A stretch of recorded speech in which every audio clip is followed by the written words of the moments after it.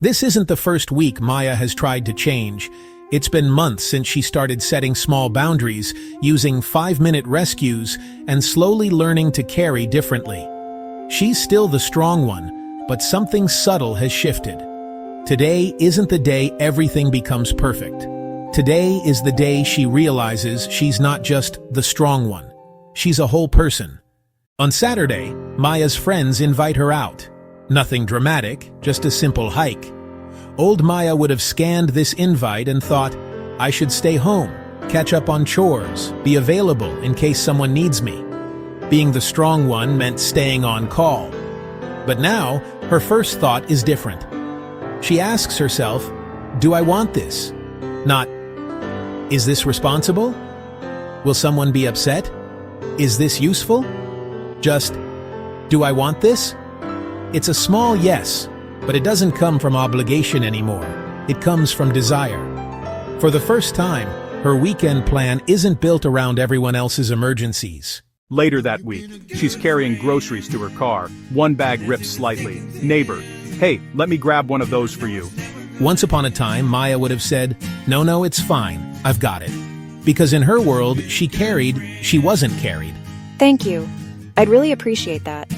It feels weird, almost wrong, like she's breaking some invisible rule.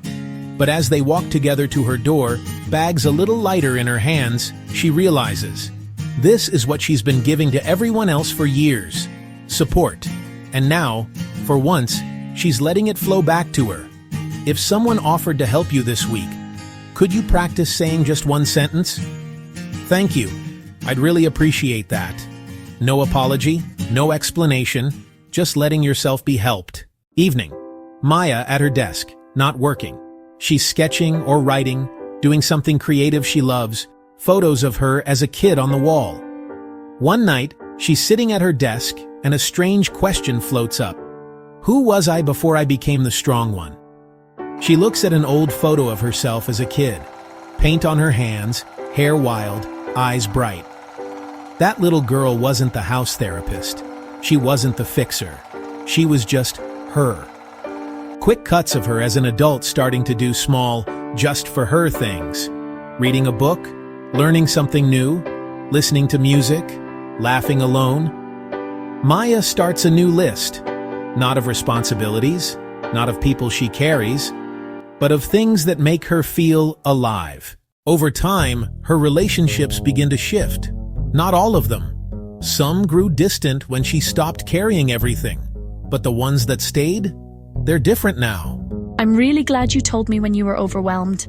I like the honest you more than the okay all the time you. Maya smiles, a little surprised. She thought that being honest about her limits would make people leave. But with the right people, it's done the opposite. They trust her more because she's not pretending. They feel safer because she's human again, not a machine that never breaks. Some people won't know what to do with your new honesty, but the ones who are meant to walk with you will adjust, learn, and sometimes even step up. Another day. Maya says yes to too much, helping at work, supporting family, taking one more call. We see her later that night, tired, drained, lying on her bed fully clothed, phone on her chest. Let's be honest, Maya still has days where she slips back. She says yes when she meant no. She carries too much. She forgets her 5-minute rescue. She lays in bed thinking, I did it again. I disappeared in everyone else's needs. She turns on her side, reaches for her notebook, and flips to a familiar page. Strong One Weekly Reset. She writes, where did I carry too much this week? And fills the page. Then she writes, where did I set a boundary? And forces herself to find even one moment.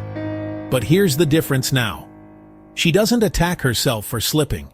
She doesn't say, I'll never change. She says, I caught it sooner this time. That's still progress.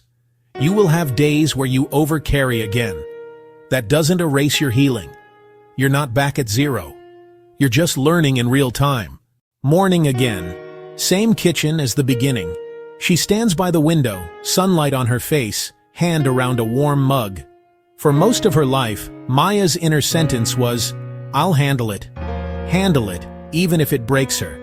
Now, a different sentence has started to take root. Not perfectly, not every day, but often enough to feel real. I will care, but I won't carry it all alone. She's still kind, she's still supportive, she's still strong, but she is no longer just the strong one. She's Maya, a person with needs, limits, joy, and a life that finally includes her. If you've carried everyone's pain for years, you might not even know who you are without that role.